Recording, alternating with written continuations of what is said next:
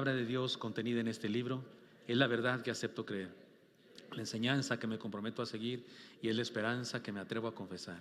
Nada me impide recibirla, nadie me evitará que la haga parte de mi vida y por ningún motivo dejaré de proclamarla. Estoy aquí para leerla, oírla y vivirla diariamente. Amén. Señor Santo, háblanos por favor, bendícenos. Según necesitamos hoy, Señor, nadie te impida hablar, trascender nuestro corazón, convertirnos, edificarnos, salvarnos, darnos discipulado, lo que tengas para nosotros hoy, Señor, te lo pido en Cristo Jesús. Amén. El mensaje de hoy, hermanos, que es la tercera vez que lo predico después de las veces que me lo prediqué a mí mismo en la casa, no es apto para orgullosos. Damos tiempo por si algún orgulloso no soporta los sermones así, puede salir.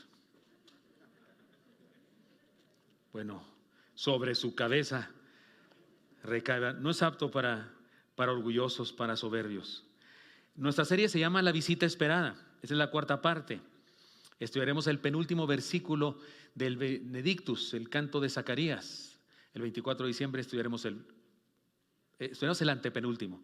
Y el 24 el penúltimo y el 25 el último versículo. Uno por uno iremos estudiándolos. Pero el versículo de hoy nos habla de algo maravilloso. Déjeme introduzco de esta manera. En el ministerio del Señor Jesucristo se enfrentó Él con muchas personas, algunas personas orgullosas, soberbios, algunos que querían meterlo en algún lío con preguntas, ponerlo entre la espada y la pared, cosas así. Pero también se encontró con gente sencilla, linda, no solo con judíos.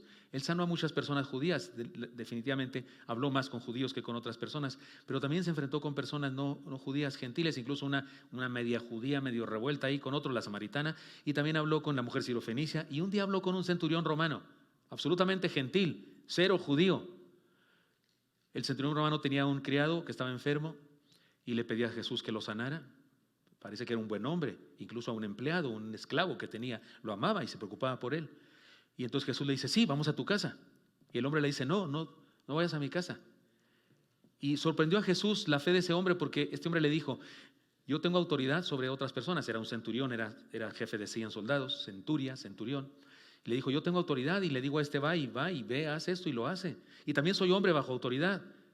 No vayas a mi casa, tú di nomás que suceda y sucederá. ¿Cuánta fe? Sorprendió a Jesús, dijo Jesús, ni en Israel he encontrado tanta fe. Fue cuando Jesús dijo también que en la mesa del reino se iban a sentar Moisés, Abraham, con hombres como él. Pero el hombre dijo algo impresionante. Dijo, no vayas a mi casa porque no soy digno de que poses bajo mi techo. ¿De dónde le viene a este hombre eso? ¿Lo rechazó su padre? A lo mejor tuvo un mal papá, lo acomplejó, le sembró ahí una deficiencia en su personalidad, su identidad. Tenía problemas de identidad. A lo mejor era el jamón del sándwich. Tenía un hermano mayor, bien fuerte, y un hermano más chico, y él era el de en medio, nadie lo pelaba. O a lo mejor su mamá se portó mal con él, a lo mejor lo rechazaron cuando estaba, a lo mejor intentaron no tenerlo. Y entonces algo le falló ahí en su vientre, en su crecimiento. Algún psicólogo, algún científico buscaría cosas, defectos. Tal vez no fue nada de eso, tal vez fue algo muy sencillo. Era un centurión romano, pero viviendo en Palestina, viviendo en tierra de judíos. Y los judíos discriminaban a cualquiera que no fuera judío. Y seguramente alguna vez quiso hablar, tal vez, con algún rabino judío y lo despreció. No lo volteaban a ver. Los rabinos, los maestros judíos no volteaban a ver a los gentiles. Y tal vez por eso se sentía así. Y tal vez por eso dijo, no vayas a mi casa, no me visites, porque no soy digno de que poses bajo mi techo. ¿Saben qué es lo interesante y por qué me emociona? Ya ven que soy del Club de los Llorones, ahorita empiezo con los Kleenex, pero ¿saben por qué me emociona? Porque tenía razón. Tenía razón. Él no era digno de que Jesús morara bajo su techo. El caso es que yo tampoco soy digno de que Jesús habite en mi casa. No se ofenda, por eso dije que esto no era apto para orgullosos. No se ofenda, pero no hay un solo hogar en este planeta cuyas personas que viven ahí sean dignas de que Jesús more en sus casas. Pero no es de dignidad el asunto. No es de dignidad, es de amor y gracia de Él. Si Él nos visitó, es por su iniciativa, por su deseo, por su gracia y misericordia. Recibirle es nuestro privilegio, no es premio, no es lo normal. Recibirla es nuestro privilegio, es gratuito y es absolutamente inmerecido. Todas estas semanas pasadas, las 3 anteriores, hemos estudiado esta profecía hermosa de Zacarías, que ha visitado y redimido a su pueblo, dice el texto clave que les he estado enseñando. En Jeremías 15:15 nos ayuda a entender eso de la visitación. Lean conmigo, por favor, Jeremías 15:15. Dice: tú lo sabes, oh Jehová, acuérdate de mí y visítame y véngame de mis enemigos. No me reproches en la prolongación de tu enojo. Sabes que por amor de ti sufro afrenta. Aquí hay súplica. Aquí no hay tal cosa como declaro que el Señor visitará mi casa. No, hombre, no hay nada de esas fechorías y tonterías. No, él dice: por favor, te suplico, no prolongues tu enojo contra mí. Se sabe inmerecedor. Así pidió el profeta la bendición de Dios, diciendo: visítame. Estudiamos entonces otra parte de la hermosa palabra. Vamos a leer todo el Benedictus, como hemos hecho todos cada culto, porque es hermoso leer esta canción, pero concentrémonos en el antepenúltimo versículo. Ahí vamos a estudiar. El antepenúltimo versículo es este que dice, me refiero de la canción. Bueno, se lo encontrarán, ahí se toparán con ese último versículo que vamos a estudiar hoy. Adelante con la lectura, leamos junto con el hermano René, por favor. Por cierto, está enfermo René, oremos por él. Y Zacarías su padre fue lleno del Espíritu Santo, y profetizó, diciendo: bendito el Señor Dios de Israel, que ha visitado y redimido a su pueblo, y nos levantó un poderoso Salvador en la casa de David su siervo, como habló por boca de sus santos profetas que fueron desde el principio, salvación de nuestros enemigos, y de la mano de todos los que nos aborrecieron, para hacer misericordia con nuestros padres, y acordarse de su santo pacto, del juramento que hizo Abraham nuestro padre, que nos había de conceder que, librados de nuestros enemigos, sin temor le serviríamos en santidad y en justicia delante de él, todos nuestros días. Y tú, niño, profeta del Altísimo serás llamado, porque irás delante de la presencia del Señor, para preparar sus caminos, para dar conocimiento de salvación a su pueblo, para perdón de sus pecados, por la entrañable misericordia de nuestro Dios, con que nos visitó desde lo alto la aurora, para dar luz a los que habitan en tinieblas y en sombra de muerte, para encaminar nuestros pies por camino de paz. Y el niño crecía, y se fortalecía en espíritu, y estuvo en lugares desiertos hasta el día de su manifestación a Israel. Lucas 1, 67 al 80. Amén. Definitivamente este mensaje debe llamarse la visita inmerecida, la más grande expresión de gracia divina, la visita inmerecida. Este es el texto en el que meditaremos hoy, versículo 78. Léanlo conmigo, por favor, ahora todos juntos. Por la entrañable misericordia de nuestro Dios, con que nos visitó desde lo alto la aurora. Para entenderlo mejor, leámoslo en otras versiones de la Biblia, siempre ayuda a eso. Incluso algunas de las que voy a usar aquí son paráfrasis. Por ejemplo, la Nueva Traducción Viviente, la leen conmigo, dice: gracias a la tierna misericordia de Dios, desde el cielo, la luz matinal está a punto de brillar entre nosotros. La Nueva Versión Internacional dice, se lo leo yo: gracias a la entrañable misericordia de nuestro Dios, así nos visitará desde el cielo el sol naciente. La Biblia Jerusalén Latinoamericana dice: por las entrañas de misericordia de nuestro Dios, que hará que nos visite una luz de lo alto. La Biblia textual dice: a causa de las entrañas de misericordia de nuestro Dios, con las cuales nos visitará desde lo alto el sol de la aurora. Y la traducción del lenguaje actual dice: Dios nos ama tanto que desde el cielo nos envió un Salvador como si fuera el sol de un nuevo día. Amén.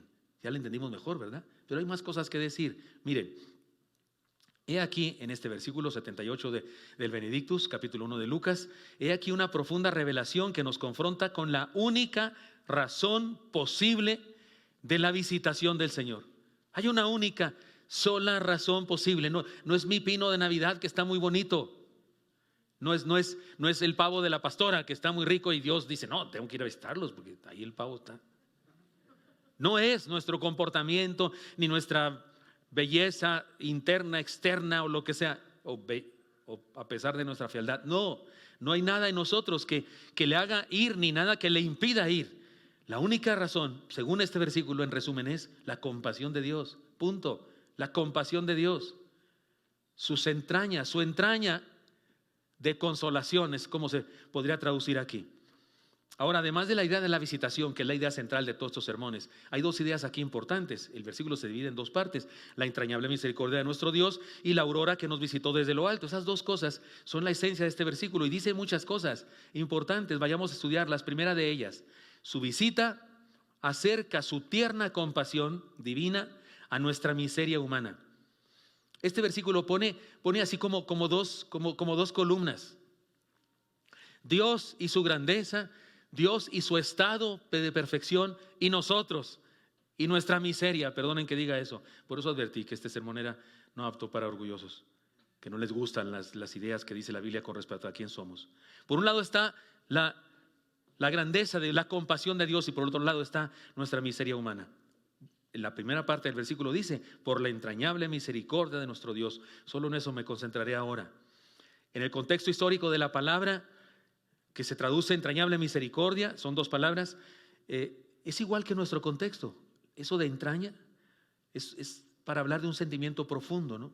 De las entrañas, así. Hay quien hasta dice pelea con las entrañas, como algo de muy dentro, muy profundo. Igual que en español, no hay mucha diferencia.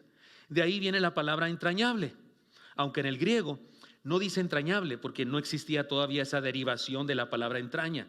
En el griego dice entrañas, por las entrañas de la compasión de Dios o algo así. La siguiente palabra se puede traducir compasión. Los traductores de nuestra versión 60 traducen misericordia.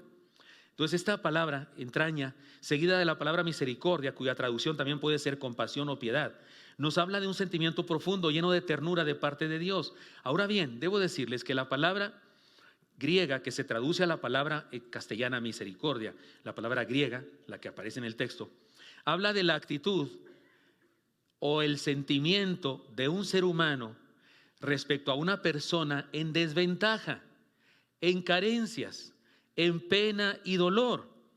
Es decir, esa palabra que se traduce a misericordia no es algo que usted siente por otra persona que está en igualdad de circunstancias con usted. No, hay otra palabra para eso. Usted tiene otra persona igual que usted, están metidos en la misma cosa. Usted no tiene misericordia por esa persona, no, porque son iguales. No, la palabra que se traduce ahí, misericordia, es una palabra que se usa para cuando uno tiene esa actitud o sentimiento con alguien que está en el hoyo, con alguien que está muy mal, con alguien que está en desventaja, en pena, en dolor. Por eso la traducción a la palabra misericordia es excelente, es una excelente palabra, porque analice la palabra misericordia. Viene de dos palabras: miseria y concordia. Ser concorde con la miseria de alguien, ponerse en los zapatos de alguien que está en el lodazal, tirarse en el muladar donde está alguien de quien tengo misericordia. Es una palabra fuerte, muy profunda. Que Dios tenga eso por nosotros es increíble. Nos habla de empatía o simpatía. Debo decirles que la palabra empatía y simpatía están compitiendo entre sí en el lenguaje cotidiano, pero cuando usted y yo queremos decir algo así, no, es que esa persona tiene mucha empatía, ¿qué cree? Lo que estamos diciendo es que tiene simpatía. La palabra empatía solamente significa sentir por dentro, dentro de. Todo sentimiento que usted tiene es empático, todos los sentimientos, porque todos están por dentro. Pero la palabra simpatía significa sintonizar, poner el patos, el hígado de otro con el tuyo. Tienes una enfermedad, tienes un dolor, yo me pongo tu hígado. Eso es simpatía. De hecho, cuando decimos, insisto, empatía, estamos diciendo simpatía en el significado original de la palabra. No más que ya como simpatía se utiliza para decir a alguien que cae muy bien, alguien así como con carisma, que es simpático, ¿verdad? Decimos así, por eso ya se ha cambiado su significado, pero por eso pongo las dos, para no andar con líos. Tener empatía, tener simpatía por otro que le ha ido mal. Podemos ver el significado que tiene para nosotros entonces la visitación de Dios, porque el Señor nos visitó por su entraña de misericordia o por su entrañable misericordia. Nos visitó. ¿Puede ver la enseñanza?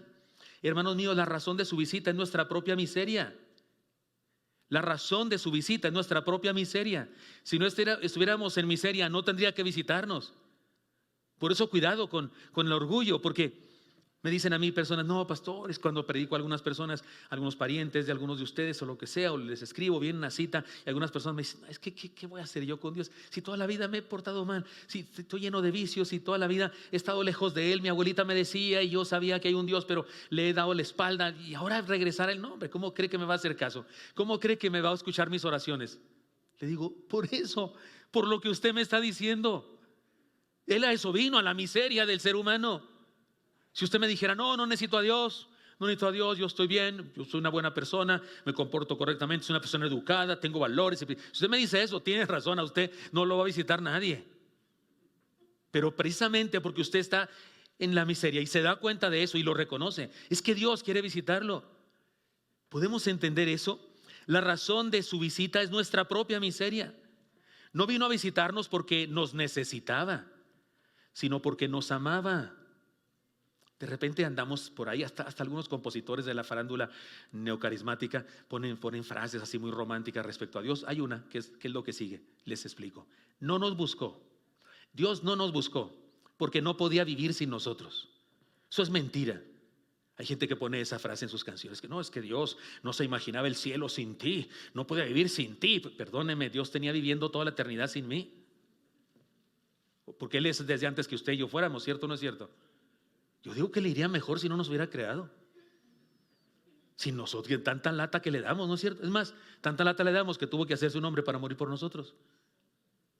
No nos buscó porque no podía vivir sin nosotros, sino porque nosotros estaríamos muertos sin Él. Es su amor, puro amor. No nos necesita, es por amor. No minimicemos el amor de Dios y no lo convertamos como en pasión, porque yo sí no puedo vivir sin mi esposa. Yo sí. Soy humano, esta es una cosa de otro nivel, pero Dios sí puede vivir sin mí, absolutamente. Le iba muy bien a Dios sin mí. Hace 63 años yo estaba bien feliz y que nazco yo. No estoy hablando metafóricamente, pero nazco y empiezo a darle lata. Desde el mismo parto le di lata, no salía. Pinzas perras. Un Stilson, no sé qué usaron, pero por eso quedé medio tocadiscos, yo creo. Y luego deje usted y luego los complejos y traumas de la niñez y los complejos y traumas de la adolescencia. No me necesitaba. Dios sí podía vivir sin mí, pero Él sabe que yo no puedo vivir sin Él. Por eso vino a visitarnos, a ti y a mí. Su visita, fíjese, no demanda que nos esforcemos para llegar hasta Él, porque estamos en la ruina. Solo nos pide que abramos nuestra puerta para dejarle entrar. Es tan absurdo los que creen en la salvación por obras, en que hay que esforzarse y hacer declaraciones y empoderarnos y no sé qué. Es tan absurdo como que hay una persona en un hoyo, se cayó una persona 30, 50 metros de profundidad y llegas tú con tu misericordia y le dices, ¡salta! ¡Esfuérzate! No, hombre, si tuviera fuerza, agarraba una piedra y te la lanzaba, mano. No, Él no nos dijo, tienes que esforzarte. Ahí te van estas reglas, ahí te van estas reglas para que puedas a través de ellas, te las escribe, estas tablas de la ley, léelas, estúdialas, cúmplelas y entonces puedas salir. No, Señor, se echó un clavado al lodazal nuestro. Pacientemente esperé a Jehová y se inclinó a mí y oyó mi clamor y me hizo sacar del lodo cenagoso. ¿Han leído ese Salmo 40? Es uno de mis favoritos. Y puso mis pies sobre peña. No, su visita no demanda que nos forcemos para llegar a Él, no podríamos. Solo nos pide que abramos nuestra puerta para dejarle entrar. Esto nos presenta un importante desafío. Entender este versículo, esta parte del versículo, nos presenta un tremendo desafío. Reconozcamos nuestra miseria humana. Yo sé que a algunos les molesta incluso la palabra miseria. Nos molesta. No, pues yo no soy ningún miserable. Yo no estoy en miseria. Y no estoy hablando de dinero. No es de lo que habla la palabra de dinero. Habla de nuestra condición espiritual, de nuestra condición ante el trono celestial, ante el juicio de Dios, ante las leyes de Dios. Estamos en la ruina, todos. Porque el alma que pecare, ¿qué dice la Escritura? Esa morirá. Y dice la Escritura que si yo quebranto el más pequeño de los mandamientos de la ley de Dios, soy acreedor de toda la justicia, de todos los mandamientos. Eso dice Jesús, eso dijo Jesús. No estamos, o sea, en serio, miseria es poca palabra para eso. Y por si no me lo quiere creer que esa palabra se aplica a nosotros, en el Apocalipsis había una iglesia, la Odisea, que era una ciudad muy rica, era una ciudad donde incluso había una escuela de medicina, se hacía un colirio para los ojos y no sé qué, y era una iglesia muy orgullosa y soberbia. Eran cristianos, hijos de Dios, pero pues, ¿a poco usted no conoce cristianos sangrones? Y Dios le dice a Juan, escribe al ángel de la iglesia en la Odisea. Y la idea es al predicador, al mensajero, para que se lo adjudique él mismo y se lo diga a su congregación. Y dile, tú dices, soy rico porque de todo me he enriquecido, y no sabes que eres un desventurado, miserable, pobre, ciego y desnudo. Como dicen en mi rancho, ¿qué húbole? Si está gacho que le digan a uno eso. Usted no le diría eso a un hermano. Hermano, usted es un desventurado, miserable, pobre, ciego y desnudo, ¿sabía? No sé. Usted no le dice eso a nadie. De hecho, eso se lo dijo el Señor, el ángel, a Juan para que se lo dijera a la congregación. Me refiero a aquella iglesia. A esa gente, ¿no? Esa gente, esas congregaciones que existen en el mundo. Hermanos míos, reconozcamos nuestra miseria humana, es decir, nuestra limitación, nuestra necesidad, nuestra vulnerabilidad, nuestra desesperanza y condenación. Y a causa de todo eso, reconozcamos nuestro pecado, porque punto. Todo eso nos viene de nuestro pecado. Nos hemos apartado de Dios, pecamos. Como dice el yo pecador católico, pecamos de pensamiento, palabra, obra y omisión. En ese punto, ese rezo sí es verdad. Y me faltó hacerle así, ¿verdad? Todos pecamos de pensamiento, palabra, obra y omisión. Está bien completo, mire, pensamiento, palabra, obra y omisión. O sea, lo que pienso, lo que digo y lo que hago. Y lo que no pienso, no digo y no hago. Porque esto, omisión, o sea, agarra parejo otra vez de regreso, ¿no es cierto? Y resulta que sí. Así es que, hermanos míos, esto nos desafía a reconocer nuestra necesidad. Creamos y entreguemos nuestro ser a quien se ha dignado a bajar desde su gloria para buscarnos en nuestra condición. Él bajó, no nos pide que subamos. Por eso los constructores de la Torre de Babel se confundieron en sus lenguajes y idiomas, porque querían conseguir algo que no iban a conseguir jamás, pero estaban orgullosos de su esfuerzo. Pero no, Él no pide que construyamos algo para llegar a Él. No, Él descendió. Por eso cuando reconocemos nuestra miseria, creemos y entregamos nuestro ser al que se ha dignado a bajar desde su gloria para buscarnos en nuestra condición. Y esto nos desafía a algo más. No perdamos de vista lo revolucionario y contrastante de su evangelio. Esto que estoy diciendo va en contra, contradice severamente, le da el tiro de gracia al evangelio de la prosperidad que predican los falsos apóstoles, falsos profetas que salen en un canal llamado cristiano, que predican el empoderamiento y predican hay poder en tu boca y tú puedes, demanda a Dios. Hablan de eso, ¿no es cierto? Demanda, venga, decrete su milagro, ¿no es cierto? Esto va en contra de eso. Él bajó. No nos pidió que subiéramos nosotros. No nos dio una clave, un secreto, unas palabras mágicas, un conjuro, una declaración para que consiguiéramos cosas. No, hombre, Él vino para darnos lo que nosotros no podíamos conseguir ni con una ni con 1000 declaraciones. No perdamos de vista eso. No perdamos de vista lo revolucionario y contrastante de su evangelio. Oiga, ¿cómo llega el Señor a un pesebre? Y luego, ¿de quién nace? De una chamaca de 13, 14, 15 años. Ni siquiera está casada todavía, no va a estar desposada. Y casada o desposada con un carpintero. ¿Y dónde? En Belén. ¿Dónde queda eso? El día de hoy sabemos dónde queda y es una ciudad rica porque hay mucho turismo. Los que quieren ir a ver allá donde nació Jesús, pero si no fuera porque nació Jesús ahí, ni existiría en el mapa. Era una aldea bastante pequeña, hasta lo dice la palabra, que era una ciudad pequeña, insignificante. Mire, suponiendo que un rey o un presidente o un empresario muy rico de otro país quisiera hacer negocio con los mexicanos, ¿a poco vendría a su casa, hermano? El rey de Holanda o de Mónaco o de España o de Inglaterra que quiere hacer negocio aquí en México y tiene sus empresarios y viene a mi casa, ¿no? Yo ¿qué le ayudo a vender Biblias o qué? Le podría ayudar algo muy grande, muy valioso, el Evangelio de Jesucristo, pero no me buscaría. ¿Quién buscaría? ¿Al presidente de la República o al más rico de México? ¿O al hombre más rico de México? ¿No es cierto? Los buscaría a ellos. Jesús es el monarca, el rey más poderoso, es el rey del universo. Y vino a la tierra. ¿Y a quién buscó? A usted y a mí, hermano. Nos buscó a usted y a mí. Él no es el gobernante que vino a buscar a los poderosos de la tierra para hacer pacto con ellos, negocios con ellos. No, es el Dios de gracia que vino a ofrecer un testamento y su herencia de gracia a todos, comenzando desde los desposeídos, los tristes, los necesitados. Los neocarismáticos han tergiversado por su absoluta ignorancia de la Escritura. Usan la palabra pacto equivocadamente, lo he explicado muchas veces. El pacto de Dios con nosotros no es un pacto entre iguales. No es el pacto de que yo le doy una cosa para que Él me dé, es un testamento. El testamento no incluye más que una cláusula: yo te doy todo lo que tengo para ti. Lo único que necesito de ti es que creas y lo recibas. El pacto de Dios, usted y yo no hacemos pactos con Dios. Dios no es Dios de pactos, es el Dios del pacto, un pacto. Y es un pacto testamentario. Él no vino a ver qué negocio hacemos. Tú me das, yo te doy. ¿Cómo la ves? ¿Te portas bien? Yo te bendigo. Él no vino a hacer eso, es una tontería. Él vino a decirme: tengo toda una vida eterna y bendiciones para darte. Lo único que necesito es que creas.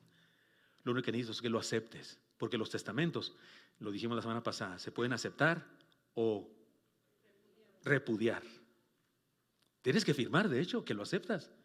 Si no firmas que lo aceptas, no te lo dan. Tienes que firmar que lo aceptas o que lo repudias. Igual es el testamento de Dios, no es un pacto, es un testamento.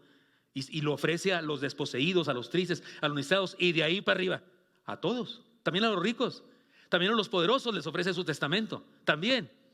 Pero por eso dijo el Señor que era muy difícil, que era más fácil que entrar un camello por el ojal de una aguja a que un rico se convirtiera, porque está demasiado esperanzado y demasiado enfocado en su materia, en sus bienes materiales. Por eso Jesús dijo eso. No dijo que era imposible que se salvaran los ricos, no, dijo que a algunos que confían demasiado en las riquezas les sería no solo difícil, sino imposible.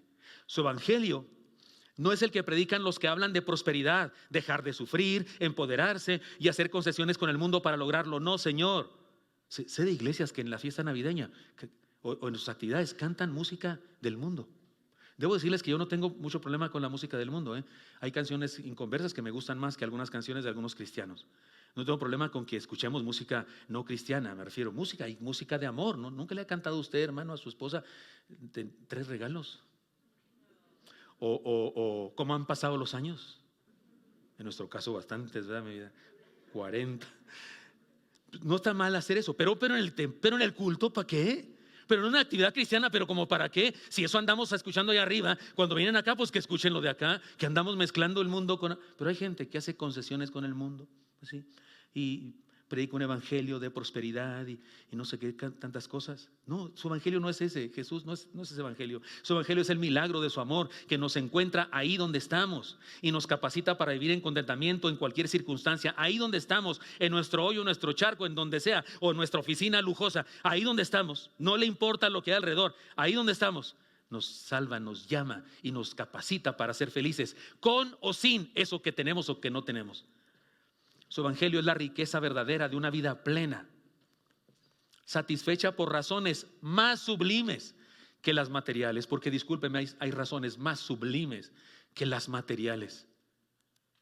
Nada más y nada menos que la vida eterna que nos ha prometido, tener nuestro nombre escrito en el libro de la vida, y por causa de eso tener esperanza y tener amor y tener perdón y tener la alegría y el gozo de ser hermanos y de tener familia.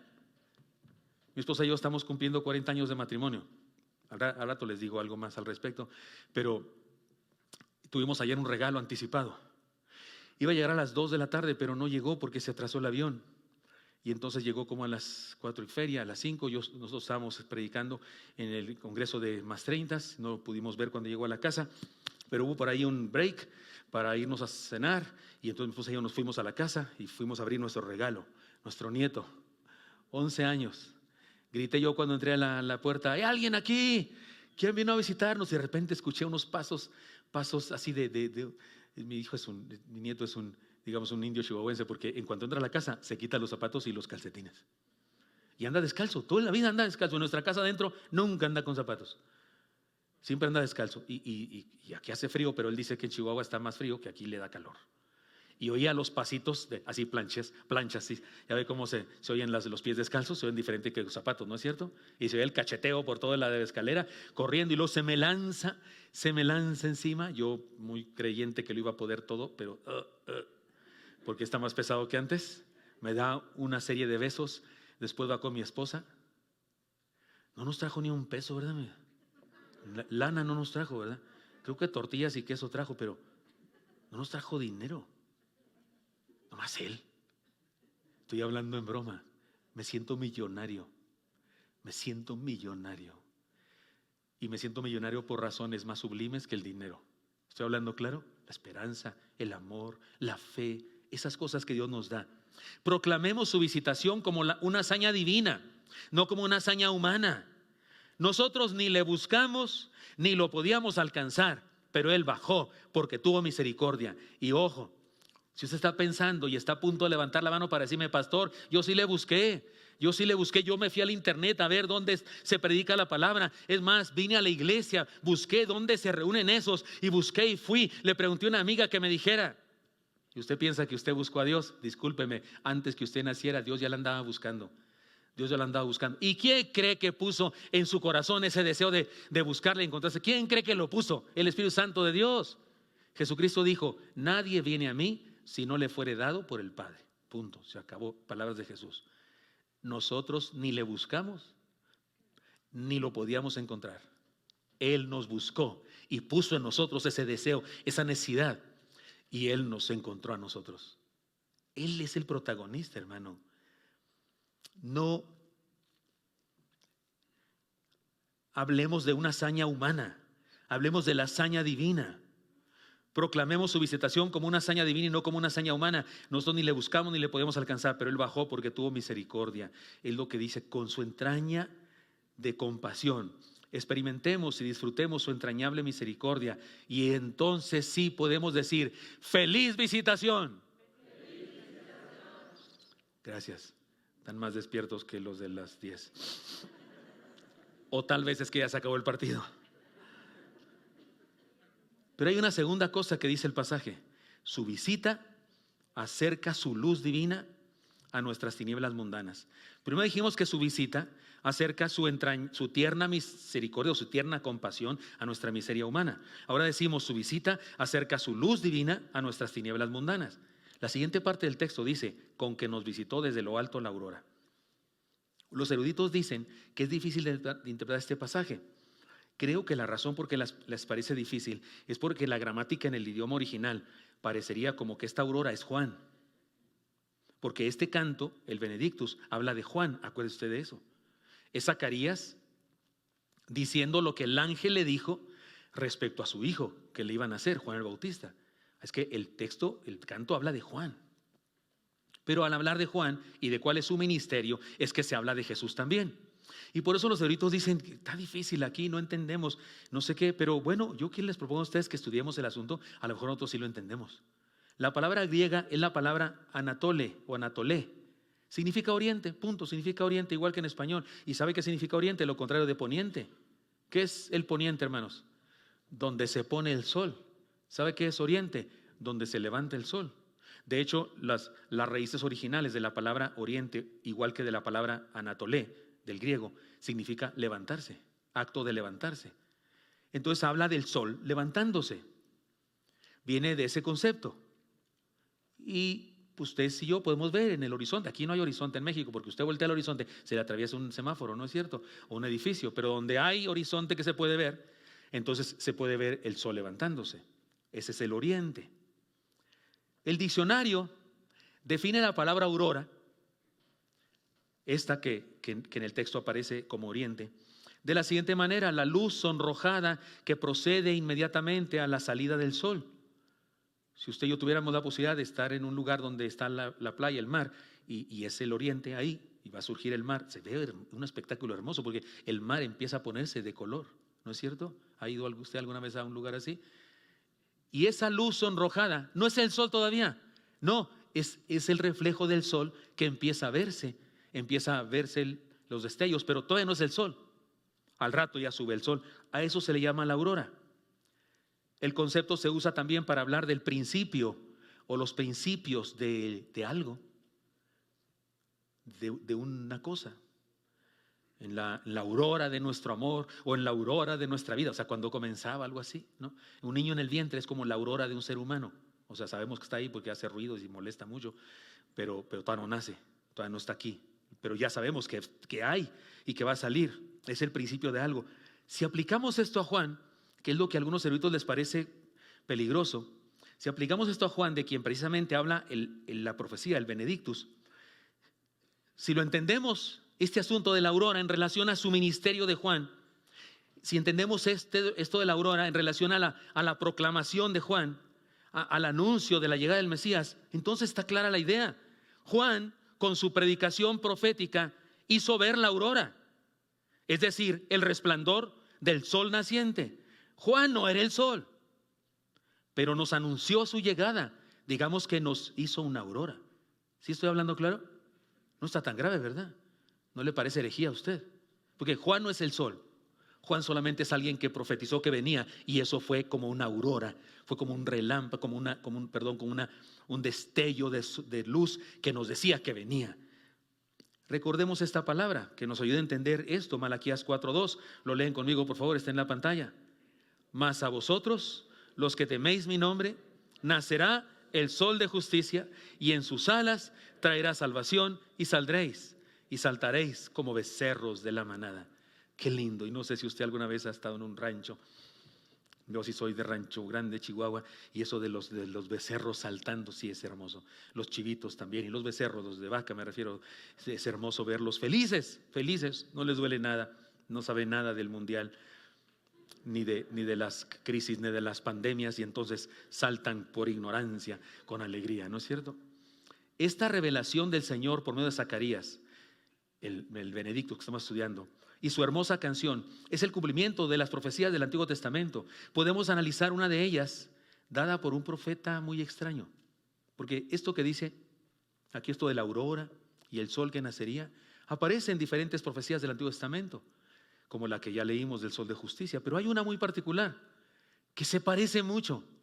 Me parece que es paralela con esto que dice Zacarías, y esto está en Números 24:17. Es la profecía de un malvado profeta, perverso, profeta mercenario, tipejo de primera, llamado Balaam. Balaam, el famoso Balaam. Todos lo conocen, como el que le habló su burra. Oye, cuando ya te habla una burra, si es que estás muy mal, ¿no? O sea, cuando Dios ya te habló a través de revelaciones, a través del sol, a través de las estrellas, a través de maestros, profetas, y tú nomás no entiendes, y un día de repente llegas a tu casa y tu gato te dice: oye, ¿qué te está pasando? ¿Qué no oíste el sermón? Sí, tienes que estar muy mal para que te tenga que hablar una burra. ¿Estás de acuerdo con eso? Ese es el profeta. Les cuento la historia. El pueblo de Dios viene del Éxodo, arrasando con todo, va a la tierra prometida, no quiere pelear con nadie todavía, solo que hay pueblos que no lo quieren dejar pasar por sus territorios, le tienen miedo, le hacen la guerra. Hay una especie de tradición entre todos los pueblos de exterminar a ese pueblo que viene, le tienen miedo, quieren exterminarlo.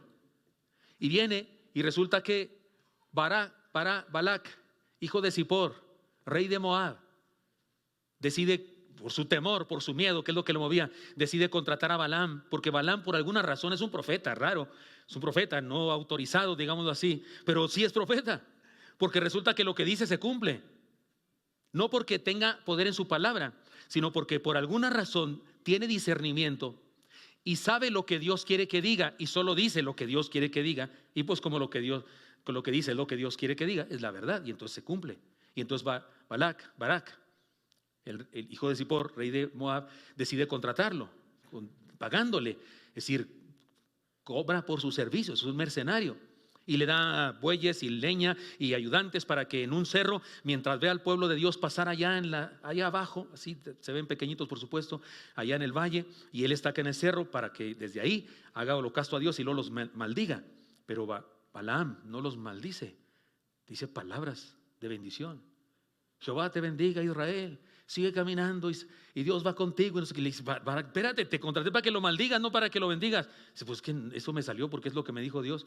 Bueno, lo llevó a otro lugar, a otro cerro, y otra vez, y lo bendice. Lo llevó a otro cerro. Yo no sé tú, pero a mí, contrato uno que me arregle el carro y me lo echa a perder, no lo vuelvo a contratar. Tú también, o tú sí lo contratas otras 2 veces. O sea, aquí había 2 burros y una burra en esta historia. ¿Están de acuerdo conmigo? O sea, el que lo contrata, o sea, ¿qué te pasa? Ya la primera, 3 veces lo contrata. Incluso una 4ª. Es tan insolente Balaam que cuando van la primera vez rumbo a aquella su trabajo mercenario, se le aparece un ángel en el camino y va en un estrecho. Parece que hay unas montañas, unas piedras ahí pequeñas y no pueden pasar más que por un estrecho. Y la burra no quiere pasar porque hay un ángel de Dios, un ángel, un ser celestial con una espada desenvainada está enfrente porque no los quiere dejar pasar. Y la burra ve el ángel. Eso es lo curioso. O sea, la burra ve el ángel. O sea, es un ángel que se deja ver hasta por una burra. Y Balaam no lo ve. Está ciego por el dinero, por la materia. ¿Sí conoces a alguien así, ciego por el dinero? Y entonces le dice, avanza, y la burra no avanza, y avanza, y le empieza a golpear y golpear y golpear. Y la burra voltea y le dice, ¿por qué me golpeas? Si siempre he estado contigo, siempre te he servido, ¿por qué me golpeas? Yo no sé tú, pero a mí me habla una de mis tortugas, me desmayo. Yo sí me desmayo. Tengo tortugas y una de ellas es enorme, así como este tamaño, así de gorda. Un día esto sale y me dice, oye Gilberto, ¿qué te pasa? ¿Por qué no me das de comer? Yo doy el azotón. Yo no sería capaz de, no, mira, lo que pasa es que las cebollas, las lechugas, no podría hacer eso yo. En cuanto me diga mi nombre, no, Balaam no, se puso a platicar con ella. Pues que no entiendes, te estoy diciendo que vayas. ¿Está de acuerdo usted conmigo que es una película de Chespirito esta? ¿Cuál chanfle ni qué? O de los polivoces. Es una película chistosa esta. Se pone a platicar con la burra. Eso es insolencia al grado más grandioso. La última vez cuando le dice Barak, ya no lo bendigas. Si no me vas a hacer caso y no lo vas a maldecir, por lo menos no lo bendigas. Y lo descontrata. Y entonces dice Balaam, esto va por mi cuenta. Esto ya no me lo pagues, esto va por mi cuenta. Y abre su bocota de insolente, de tramposo. Abre su boca de persona malvada, interesada en el dinero. Y al abrir su boca dice, lo veré, mas no ahora. Lo miraré, mas no de cerca. Saldrá estrella de Jacob y se levantará cetro de Israel. Y esa, todo mundo que estudia la Biblia sabe, es una profecía del nacimiento de Jesús nuestro Señor. Y digo que se parece a la profecía de Zacarías porque dice, lo veré, mas no ahora. Es la aurora solamente. Solamente hay señales de que va a nacer el sol, pero todavía no llega el sol. Lo miraré, mas no de cerca. No es ahora en este tiempo, es a futuro. Es paralelo a la profecía de Zacarías. Digamos, la de Zacarías es un eco a esta idea. Hay una aurora que nos anuncia que Juan es el que va a ser una especie de aurora que nos anuncia la llegada del gran sol de justicia. Y entonces esto me hace pensar a mí, ¿cómo es posible? ¿Cómo es posible que un insolente al que incluso le tiene que hablar una burra para que entienda, es profeta de Dios y dice algo tan hermoso? Me pasa lo mismo con Jonás. Es el profeta más exitoso de toda la Biblia. El más exitoso.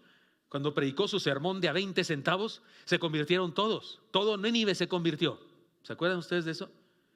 Y él era un gran profeta, ¿no? Señor, yo voy a predicar a donde tú quieras. Tú dices rana, yo salto. ¿A dónde quieres que vayas? Nínive, voy para Nínive. Faltaba más, faltaba menos.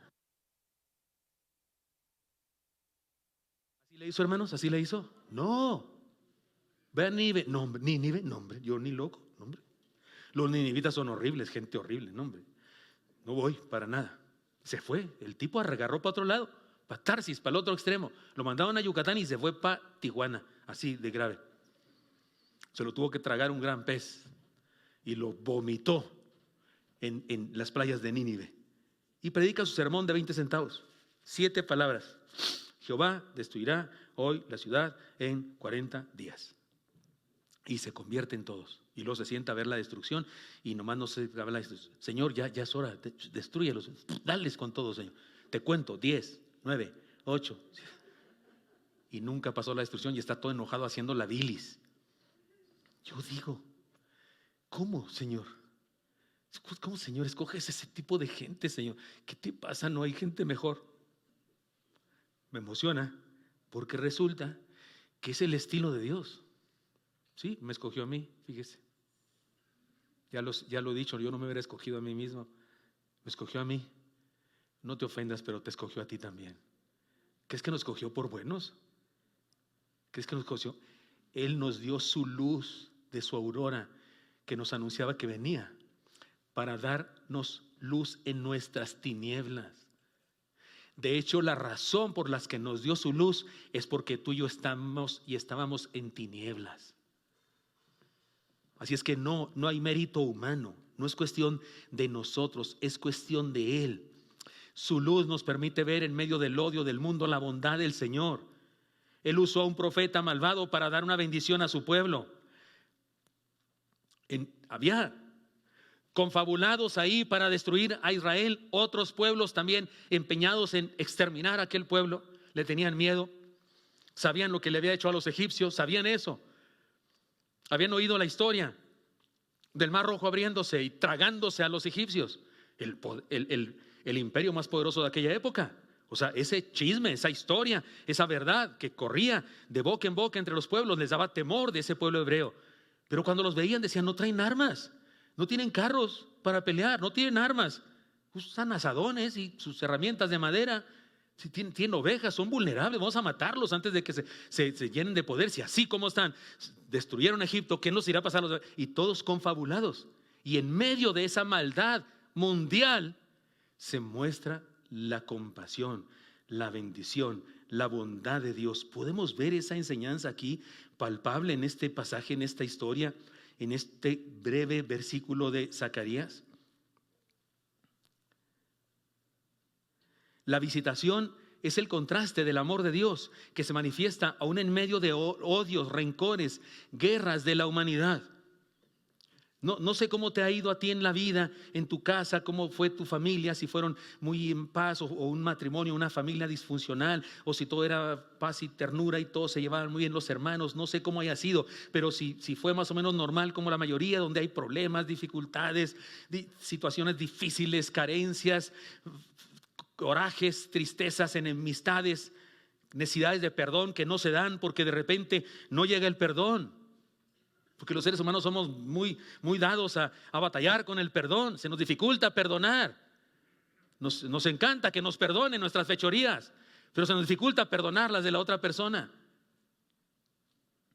No importa cómo sea nuestra vida, la visitación del Señor es el contraste de su amor, que se manifiesta aún en medio de esas insolencias de nuestra propia familia y de nuestra propia vida. Odios, rencores, guerras, carencias, lo que sea. Él se manifiesta en medio de nosotros. La visitación es el anuncio de la bendición que viene del cielo y supera las maldiciones que hay en la tierra. Yo me acuerdo que alguna vez una amiga mía me dijo, a lo mejor ni era cierto, pero me dijo que una vecina tenía una fotografía mía y unos cabellos míos que había tomado de un día que me cortaron el pelo ahí en la casa y que los tenía en un frasco de brujería así, de alcohol o de no sé qué, porque me quería para yerno. Lero, tengo 40 años casado y no es con su hija. Y a lo mejor tú y yo recibimos que alguien, tú no sirves para nada, tú eres un inútil, nunca vas a lograr nada. A lo mejor a alguien aquí le dijeron eso alguna vez en su vida. Pues lero, porque aquí estás y eres un hijo de Dios. Es decir, hermanos, su visitación es el anuncio de la bendición que viene del cielo, que supera cualquier maldición que nos hayan dado en la tierra. Si Él nos ha visitado, no hay maldición que nos pueda hacer daño. Si estamos en Cristo y Él con nosotros, cualquiera que quiera dañarnos terminará bendiciéndonos con su palabra.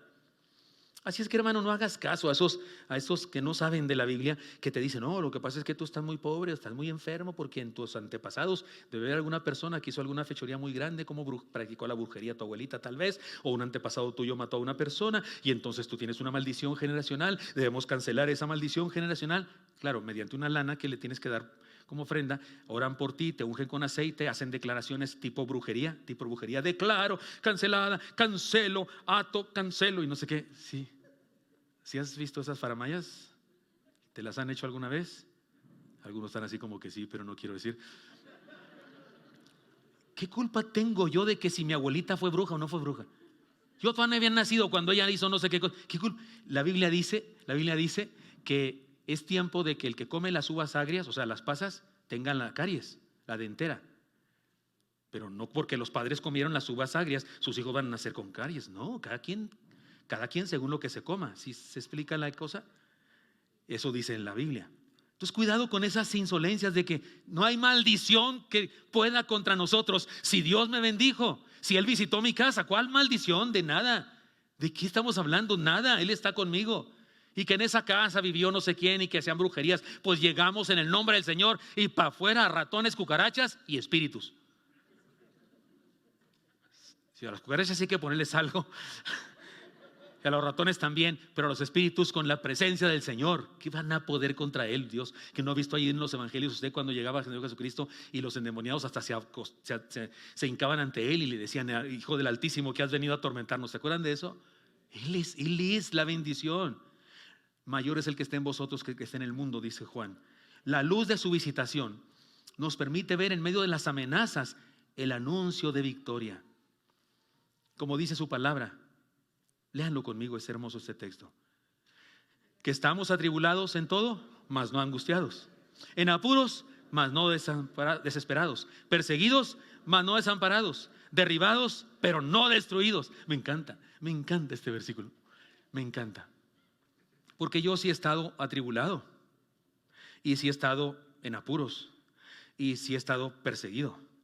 Y sí he estado derribado. Pero no angustiado, no desesperanzado, no desamparado, porque me acompaña, y no destruido, porque Él no permitirá que, aunque esté yo derribado, no permitirá que me destruyan. Por eso, hermanos míos, por su visitación, que nos llegó como la aurora y nos iluminó de vida eterna, nos fue quitada la maldición del pecado. No hay profeta, mercenario, ni gobierno, ni ideología, ni agenda de hombres poderosos que nos puedan maldecir a usted y a mí, porque somos pueblo de Dios. Mire, ponga en su imaginación esto. Ahí va el pueblo de Dios, ahí va caminando papás, mamás, abuelitos, llevan sus ovejas y camellos y qué sé yo. Imagínense un gentío, debieron ser, no sé, 1 millón de judíos o 650, con medio millón tenemos para decir que eran muchos, ¿no? Ahí van caminando rumbo a la tierra prometida y acá desde los cerros, estos confabulados para maldecirnos. Oiga, el pueblo ni enterados.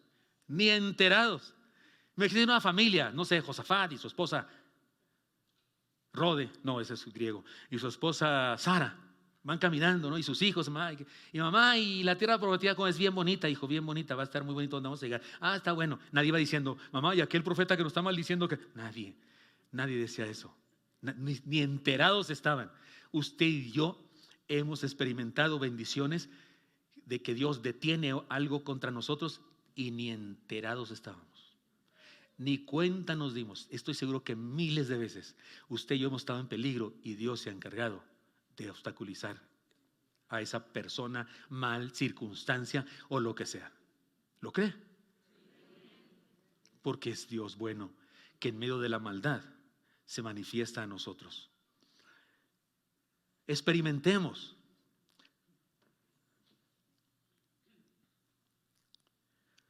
Por su visitación, que nos llegó como la aurora y nos iluminó de vida eterna, nos fue quitada toda maldición. Experimentemos y disfrutemos la luz de la aurora que nos anticipa el sol de justicia. Y entonces podemos decir: ¡feliz visitación! Tengo un desafío para todos nosotros. Fíjense que hay un paralelo aquí entre el Antiguo Testamento y el Nuevo Testamento. Siempre, en todos los pasajes existe lo mismo, pero aquí lo podemos ver hoy para nosotros. ¿Qué motivó a Balac? ¿Qué motivó a Balac contratar a Balaam para maldecir al pueblo? El miedo. El mismo que motivó a Herodes, que quería matar al niño. Cuando llegaron los magos y le dijeron: venimos a buscar un rey que ha nacido. El rey les dijo: el rey, si el rey soy yo. Le temblaron las piernas y quiso matarlo. Igual que Balac, Herodes, igual. Balac, Antiguo Testamento, Herodes, Nuevo Testamento, quieren matar al niño, quieren matar al pueblo. ¿Cuál era el interés de Balaam? Prestigio, estatus, prosperidad, codearse con los grandes, con el rey. Igual que los sacerdotes y religiosos del tiempo de Herodes, porque Herodes consultó personas importantes, científicos de aquella época, estudiosos de la Biblia, que le dijeran dónde van a ser el Mesías. Igual, la misma cosa. Pero también igual, ¿qué movía al pueblo hebreo cuando caminaba? La tierra prometida. Les movía la promesa de Dios, la tierra prometida, la esperanza que tenían puesta en eso. ¿Qué movía a Zacarías en el Nuevo Testamento? La misma promesa, el Mesías, el de la promesa, el Mesías que prometió la tierra, por cierto. La misma cosa. ¿De cuáles somos nosotros? nosotros debemos entender que nuestro proyecto de vida es la eternidad. También nosotros, como el pueblo de Dios, vamos caminando. No tenemos miedo como Barak y como Herodes, no, Señor, ni somos mercenarios buscando prestigio, honra, dinero, como Balaam o como los sabios del tiempo de Herodes. No, ustedes y yo somos el pueblo que va caminando esperanzado, ilusionado en el Mesías, en el sol de justicia, que en nuestro caso ya llegó. La visitación del Señor, es decir, su encarnación, el Adviento, la Navidad, nos da dirección, nos da sentido, nos da razón para vivir, porque su visita acerca su tierna compasión divina a nuestra miseria humana, y su visita acerca su luz divina a nuestras tinieblas mundanas. Tolérenme un ejemplo que he puesto en otras ocasiones. Yo tuve una oveja, un joven cristiano de la iglesia que yo pastoreaba, que tenía un tío allá en su rancho. Usted sabe que en los ranchos hay 3 personajes importantísimos en un rancho, pero en un pueblo pequeño, así en ambiente rural. El presidente municipal, ese en turno va cambiando y va cambiando, no tiene tanta autoridad. El sacerdote, como eso dura más tiempo, tiene mucha autoridad. Y en ocasiones el maestro de la escuela, el director, ¿no? Bueno, su tío de este joven era el ayudante del sacerdote. Todos lo conocían, él abría las puertas del templo, tocaba las campanas. No era sacristán, no, era voluntario, era un ranchero vaquero, tenía ganado y demás y tierras, pero era tan religioso que se la pasaba en el templo y era amigo del sacerdote. Jugaban dominó juntos. Y mi oveja le predicó a su tío Evaristo el evangelio de Jesucristo. Y luego le hizo la pregunta: tío, era anciano el tío, tío, ¿quieres invitar a Cristo a tu corazón? Me han oído este ejemplo, pero queda bien aquí. Y el de Evaristo dijo: ¿qué, sobrino? ¿De qué hablas? ¿Por qué me preguntas eso? Él pensó que el tío le iba a decir: no, sácate, soy católico, la Virgen, lo que sea. Pero no, el tío decía: ¿qué me hablas? Que si quiero dejar a Cristo entrar a mi corazón, ¿qué te pasa? ¿Quién soy yo para dejarlo o no dejarlo entrar? Habría que preguntarle a él si se atreve a venir a este sucio corazón. Me encanta don Evaristo. Don Evaristo no escuchó este mensaje, pero lo entendió desde antes. Me encanta. Tenía la misma actitud del centurión. No soy digno de que pises mi techo, de que pises mi casa, que estés bajo mi techo. No soy digno de eso. Tenía la misma actitud que el centurión. De la misma actitud que usted y yo debemos tener. ¿Quién soy yo para invitarlo? Si no se trata de si no se trata de un derecho, no, se trata de un privilegio. Bueno, se convirtió don Evaristo. Fue un problemón en el pueblo, problemón, porque había traicionado la fe. Él dijo: no traicioné nada. Estoy siguiendo al que siempre me enseñaron desde pequeño, pero ahora lo estoy siguiendo como debe ser seguido. Se atrajo un montón de personas y se fundó una nueva comunidad por su testimonio tan tremendo. Hermano mío, estoy seguro que tú como Zacarías, como el centurión, como otros personajes de la Biblia, como otros personajes de la historia de la fe, estoy seguro que tú y yo a veces nos sentimos pues mal. Nos avergonzamos: Señor, la riego otra vez. Mis pensamientos, mis actitudes, en el matrimonio, en la paternidad, en el trabajo. No soy tan fiel en la iglesia, no asisto como debo asistir, no diezmo, no predico tu evangelio, no hago, perdóname, si no se ofenden. Por eso dije que este sermón no era apto para algunos tipos de personas. Si tú dices: no, yo jamás, yo estoy en mi lugar, yo tengo principios y valores, camino derecho. A mí me late que tú sí estás en problemas, porque la Biblia dice: no hay justo ni aun uno. Nadie debería enorgullecerse de veras de ser un cristiano que ya llegó a cierta estatura. No hemos llegado, nadie ha llegado. Ni Pablo en su tiempo, ni Pedro en su tiempo, ni Moisés en su tiempo, ni David, ni ninguno de ellos jamás sintió que ya había llegado y que era todo lo que tenía que ser. Todos se siguieron sintiendo en deuda con el Señor en cada día. Si tú te sientes así a veces, qué bueno, qué bueno. Pero sábete algo. Él quiere vivir en tu casa. Y no te pide que dejes de fumar para que pueda vivir en tu casa. No te pide que dejes de drogarte para vivir en tu casa. No te pide que dejes de tener esos pensamientos para poder vivir en tu casa. No. Quiere vivir en tu casa, en tu corazón, así como estás. Porque si no es por Él y su presencia, jamás vencerás las cosas que te dan pena, vergüenza, y por las que piensas que no mereces a Dios. Tienes razón, no lo mereces, yo menos que tú. Pero Él quiere habitar en nosotros precisamente por misericordia. Perdonen, ¿qué parte de la palabra misericordia no entendemos? Él quiere ser concorde con mi miseria. Así es que no me pide que yo cambie para poder habitarme. No, solo me pide que le abran mis puertas para que Él entre a mí y haga la gran diferencia en mi vida. Y de lo demás, se encargará Él y su Santo Espíritu en nuestro corazón, que nos va transformando y nos va llevando de gloria en gloria en Cristo Jesús. Creo que el problema de muchos cristianos que no pueden vencer ciertas cosas y que viven en una vida cristiana mediocre, o viven una vida de una pierna en el mundo, otra en la fe, la razón es porque no lo han invitado de veras a ser parte de su vida, parte integral de su vida. Este pasaje dice muy claramente que por la entraña de la compasión de Dios, de su misericordia, Él nos anunció con la aurora de Juan el Bautista que vendría el sol de justicia para iluminar nuestro ser y llenarnos de su presencia. Y Él está aquí porque quiere visitar tu casa, mi casa, tu corazón, mi corazón. El texto que leí hace rato de Apocalipsis es para una iglesia, no es para inconversos, es para una iglesia. Así es que, hermano mío, experimentemos su inmerecida visitación. Ahí donde estamos, y disfrutemos la luz de nuestro amanecer en Cristo Jesús. Y es una buena manera de prepararnos para el próximo año, ustedes y yo, haciendo la resolución de vivir la visitación de Jesús en mi vida. Jóvenes recién casados, jóvenes que tienen poquitos años de casados, comiencen bien, comiencen mejor que nosotros los viejos. Desde ahora vivan a Cristo. Que en su casa Jesús sea lo más importante, que vivir la fe en Cristo sea lo más importante. Por favor, no se dejen engañar por este mundo al que la materia es lo más importante. Tener una casa muy linda es lo más importante.